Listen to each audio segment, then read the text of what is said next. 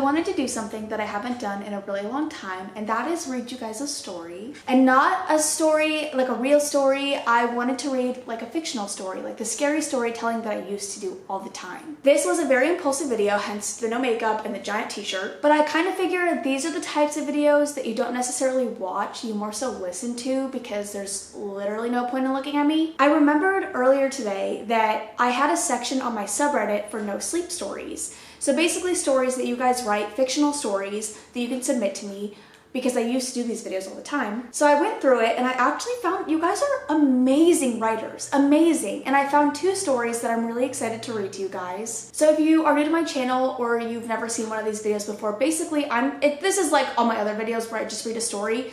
But I'm gonna more so be narrating the story versus just telling you a story and reacting to it. Like, I'm not gonna react at all. I'm just gonna read you a story. It's a little story time. It's a little nighttime reading session. It's nighttime, clearly. The fucking lighting is awful. Just a little bedtime story, but not bedtime because I'm posting this in the middle of the day. But I'm gonna get into the first story. This is called What Lies Below. It was a warm Friday afternoon, and a crisp breeze flew across the landscape, sending shivers down the spines of the group of teenagers as they walked out of a forest, the yellowed leaves falling from the trees coating the ground. On top of the hill that they were walking up loomed the silhouette of an impressive Victorian-style manor. "Are you sure this is a good idea?" Sophie asked nervously as they looked up at the large building. "What are you so worried about?" chimed another member of the group. "What could go wrong?" Slowly, the group consisting of Sophie, a nervous, skittish girl who was tagging along only because all of her friends were going and she didn't want to be left out, Luke, who was the life of the party and didn't have a single serious bone in his body, Jay, a fanatic of the paranormal, exploring the manor was his idea, and Mary, who was easygoing but still serious where it counted, walked up the hill to the building before them. The 4 teenagers grew silent as they reached the foot of the manor, staring up in awe at the great structure. But what it once was left to the imagination. The previously grand household now stood in shambles. Many of the windows were either shattered or cracked, their wooden shutters hanging limply, their hinges on their last legs.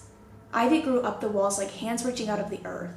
The graceful, intricately crafted gables now sagged under the weight of the roof, threatening to give in at any moment. And the paint peeled off the walls, fighting a loose battle against time. "Wow," was all they had to say as they stood gawking. "Guys," Luke called, "you have to see this." Walking around the edge of the building, the others saw what had Luke so excited. A massive lake stretched across the landscape in front of them as the sun twinkled off the vast body of water. Looming out of the distance, snow-capped mountain peaks cradled the lake in the shape of a crescent moon. An old wooden pier led out into the lake, its wooden boards rotted and rickety in some places. "Guys, over here! The door is unlocked!" Mary exclaimed excitedly. The boys ran after her, entering into the cool shade of the entrance hall, which stood tall and graceful even in its rundown state. Gilded arches ran the length of the hall, which opened up to a spacious lobby. Doors and passages lead off into different parts of the house.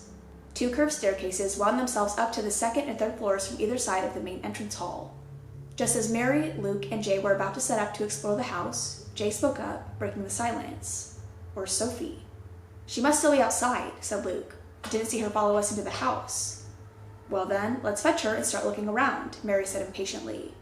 The trio walked into the building, sunlight shielding their eyes after emerging from the dark of the manor to see Sophie standing at the edge of the lake, staring off into the distance, her gaze transfixed on something. Her body was rigid and tense, and she was shaking ever so slightly. Her eyes were clouded, and she had an almost mortified expression as she pointed at something that others couldn't see. "Sophie, are you okay?" Jay asked in a worried tone as he approached his friend. Sophie slowly tore her eyes away from what she was staring at and answered in a shaky tone. "Guys, I think I saw her." Sophie's older sister had died earlier that year after she had walked into the sea and drowned for no apparent reason. Reportedly, she had seen the ghost of their father who had passed a few years prior. "Saw who?" the group asked in unison. "My sister," Sophie responded quietly. "She was right there in the lake, beckoning me to come closer." She trailed off. Later that evening, the group had brought tents and planned to camp out and explore the property the following day. Their will to venture into the house was somewhat diminished after what Sophie had told them, and so they fell asleep discussing theories and tales of ghosts. The group was woken with a startle as they heard a splash. Jumping into action, they ran to the edge of the lake to see Sophie wading out into the frigid water. Her eyes were locked onto a glowing figure rising slowly out of the water. The 3 looked out in horror as they realized it to be Sophie's sister. She was wearing a flowing white dress that was tattered at the edges. Blood stained the front of her dress, and she had water running down her raven-colored hair. Her once tanned, bronze skin was reduced to a pale, unnatural shade of white, and her eyes. Her eyes were filled with malice and hatred so powerful it rendered the onlookers breathless. It could only have been described as pure malicious evil. And as they watched, powerless to anything, not able to move a muscle, Sophie was swallowed by the lake. The silence was shattered as Mary screamed. Breaking the spell, the group, now short a member, ran fearing for their lives. A dark force was at play here, and they had no intention of finding out what it was. They sprinted into the forest they had come from the previous day, but what looked beautiful and tranquil last time they saw it now looked like a nightmare. The trees stood tall, their leafless trunks and branches like skeletons, an army of the dead. The openings in the tree line like hungry mouths, branches filling the gaps like jagged teeth. But still they ran, and they didn't stop running until they came to what they thought was finally freedom. Light breaking the suffocating darkness of the forest which weighed heavy on their chests, making it hard to breathe. When they emerged from the tree line, they looked on in horror and disbelief. They had come right back to where they started, and they were looking from the foot of the hill up at the ghostly frame of the manor. The same force they had felt radiating from the figure on the lake had been felt in that forest, and until now they were unaware that it had been leading them in circles. I love you guys. That was the first story. I think it's incredible, and I have another one that I want to read to you guys too. It's kind of funny because they're both like foresty stories, so this one is called The Forest. I grew up in the city, and I knew the rules of life there, but when I was 6, my family moved to a small town. Next to the town was a large forest, and being a city kid, it interested me. My favorite place in the city to go had always been the park. I loved climbing the sparse trees, so seeing a whole forest was amazing. Our new neighbors, unfortunately, dashed my dreams of racing up the tall trees. Sorry, kid. Nobody's been allowed in the forest for as long as I can remember. Cal, the neighbor's kid, who was a few years older than me, explained. Why? Isn't it just a forest? I asked, confused, as the trees seemed no different than any I'd seen before. All the adults say it's an evil place, full of spirits, and if you're not careful, they'll take you, Cal said. If it's so dangerous, why aren't there signs or anything telling people not to go in? I inquired. There have been signs up in the past, but they never stay for long, Cal stated, a grim look out of place on his usually cheery face. I then heard my mother calling for me to come back inside to finish unpacking. With one last look out to the forest, I went inside. Every day on my way to school, I would see the trees, the bushes, light filtering faintly through the branches. It called to me. I usually walked with Cal, and I could tell he noticed my glances out to the forest.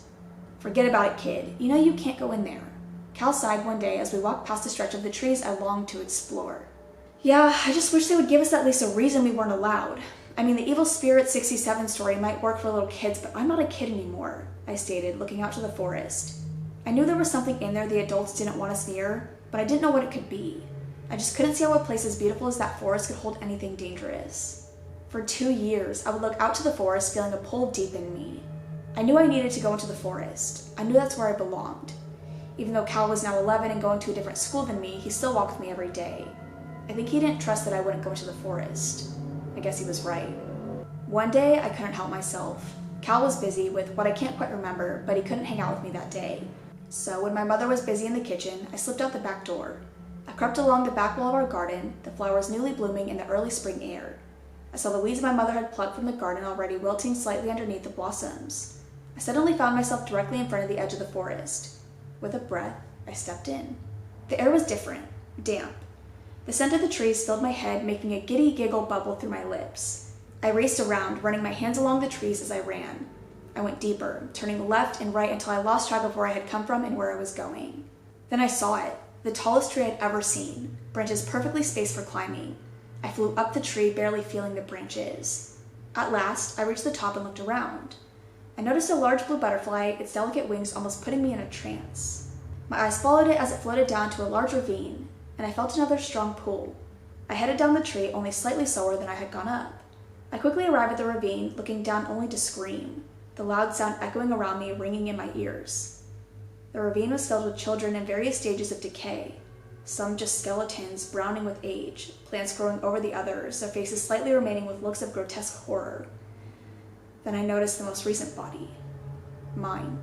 That was really short. I didn't realize how short that was, and I don't know if I'm gonna go find another one. I might just like leave these 2 stories. This will be a shorter video, obviously. I think I'm just gonna leave those 2 stories for now, and I'll see if you guys even like this anymore. Like, I don't even know if the people who originally watched these videos are still gonna watch my channel. So if you guys like this, I can always go and look at No Sleep as well, because I haven't read No Sleep stories in a long time, like personally. So I might go dabble in that and maybe get permission from some authors to read their stories. I don't know, just depends on if you guys want it or not. I also feel like both of these stories, you could easily add on to them. I feel like we could totally get part 2s to both of these. Just saying. But I really hope you enjoyed this. I'm back to sitting on the floor, back to my comfy, cozy position so I have support from my back while I read. Not in my kitchen, bad lighting, hair up, no makeup, big t-shirt, what the fuck? I don't know what's wrong with me. But I really do hope you guys enjoy this because I don't know why. It's like whenever I don't do these videos for a while, I always like almost dread filming them because I'm like, oh, I don't want to like sit there and like read, which is what I do in every video, so like I don't know what I'm talking about. It just like feels different. But then after I'm done reading the stories, I'm always just like in awe and I want to keep going. I don't know, my brain is just stupid, really though. But yeah, I really like these videos and so I kind of want to start doing them again. Also, I'm gonna have 3 videos this week, mainly because it's Monday when I'm filming this, Monday night, and I already filmed my video for Friday. I filmed that earlier today and then I just really felt like doing this. Like, I don't know why. It's just nice. It's like a comfy, cozy little video. So there you go. You get 3 videos. But I'm gonna go. I love you guys. If you have any other no sleep stories or fictional stories that you've written that you want to share with us, they don't even have to necessarily be scary. If you just have stories that you've written and want to share with everybody, I will have my subreddit link down below. If they're scary, even better. But I'm gonna go. I love you guys. I will see you in the next one. Bye. Well, I really have nothing to ramble about because I already filmed a video today. I'm trying to think. Oh my god, was Weems back here the whole time? That is so cute. Also, I smell so bad. I smell fucking horrendous. Oh my god, if I was like hanging out with someone tonight, sorry, I'm on crack. When I film videos later in the day, I feel like I'm like delusional. I don't know why. It's not even that late, but I feel like I am literally delusional. Also, I could have turned the fucking light on. Okay, I know the lighting's bad, but I could have made it a little bit better. It's like 6 o'clock. Like, the sun's not even down. I could have sat in my normal spot. But I thought this was better because it's like, whenever I used to read stories and do these videos, I would always be like on the ground, against my couch, or somewhere super comfortable. Like, it was just like a cozy video. And I wanted to recreate that, so I did. But I'm gonna leave because I don't have anything else to fucking say to you. Sorry. I love talking to you, but I have nothing to say. Love you guys. See ya.